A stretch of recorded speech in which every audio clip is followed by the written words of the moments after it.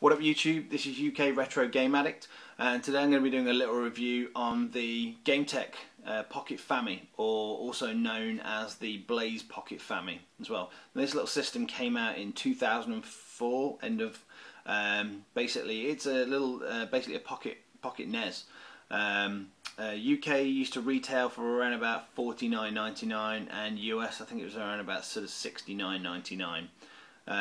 Cool little system, so let's have a look at it. So here's the system itself. Again, white fascia with a contrasting red back. Sort of size wise, it's kind of about the same sort of size as the original Game Boy really. So I mean it's a little bit thicker, but again the weight wise, again it's about sort of Game Boy sort of weight. It takes 3 AA batteries. Battery life, yeah, isn't too bad so far for sort of one of the early systems. It's okay. We've got our sort of A and B buttons on the front there, and we've also got the AA, double B buttons, so kind of like turbo buttons, which is pretty cool. We've got our directional D-pad up here, start and select button. Then on top here we've got our volume and brightness, and we've also got TV out there, so basically you can plug it straight in through a headphone jack, basically straight into your TV, and that'll sort of, so you basically just play your NES just straight onto the TV, which is kind of cool. Then on the bottom here we've got our AC adapter, which you're probably going to need on long games because it probably will just chew through the batteries. We've also got a headphone port as well, on and off switch. And on the bottom here we've got these pretty cool joypad ports. So once it's connected to the TV, you can play 2-player and just connect your joypad straight up to it. So getting into these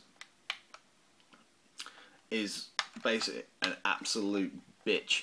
So take a little blade, pop it in there. Okay, so now open those up. So now you can see, got your joypad ports there. So we'll take our old faithful NES controller. So go and plug that in. Wrong port, that's not going to work. So you're thinking Japanese system, we're going to need basically Japanese joypads to fit in there.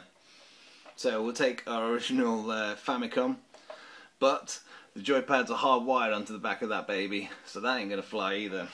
So next up then we had to dig in the crates and managed to go back to the Atari ST days and pulled out the old faithful quick shot joystick.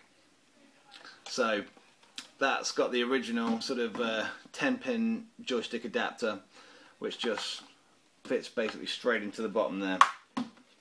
Also with these joysticks, suckers on the bottom, you just don't see that kind of qualityness anymore. Just in case you did want to play upside down, you could stick it to the roof and play.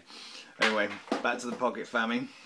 So we've got our system itself. Now it was a 60-pin Famicom system inside, which again US and PAL systems were a 72-pin, but they do include the giant pin converter, which hopefully should just fit straight into the top here. Okay, like so. So it's kind of neat. You got little handles on there to pull it out at the end.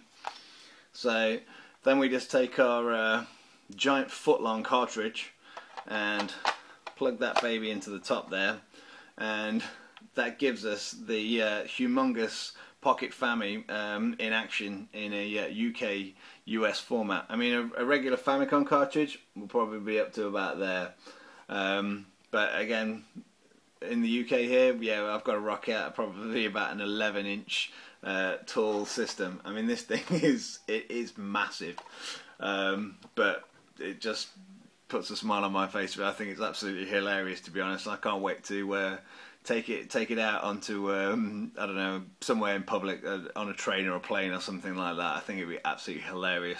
You know, kids playing on their DSs or something, and I basically whip this bad boy out with the humongous cartridge on top of it. I think it'd be awesome. Again, I picked this up for I got it on eBay for £60. So it's probably around about, sort of, I don't know, probably about I don't know, about $90 say, and that came with like 15 games. It's all boxed up, still got the film across the top. It is literally just brand new. So yeah, it's a pretty awesome system. So we'll turn it on, see what we think.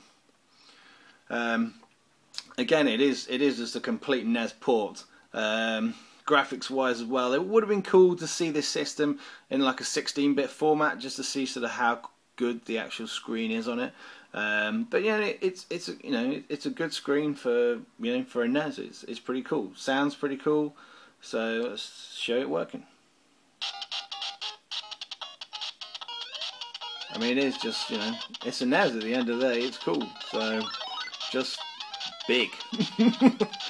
Actually, as big as the original NES. So the D-pad itself isn't too bad. It's a little bit unresponsive. The original buttons here, they're cool, not bad positioning, quite comfortable when you're playing it. The only thing you do have to worry about, because we nearly need scaffolding on this giant cartridge, you do have to be careful with it wobbling around a bit, and especially if you're an excited gamer and you go left and right, it can reset itself mid-play, which can suck. But yeah, overall, it's a pretty cool system. I mean, if you really want to, a portable NES, then maybe it's worth looking at like an emulator, sort of like a Dingu A320, something like that. Is a cool little emulator, and you get loads of NES games on there. But if you want to kick it old school with cartridges, then yeah, the Pocket Fami is a pretty cool choice. Yeah, it's a good system. Again, you can still get the occasional one sort of in stores. If not, sort of auction sites are really going to be the best place to pick these up. But they're fairly frequent on there. You should quite easily be able to get one. So this has been UK Retro Game Addict, and hopefully I'll be coming at you soon with my next review. Alright, thanks for watching. Cheers.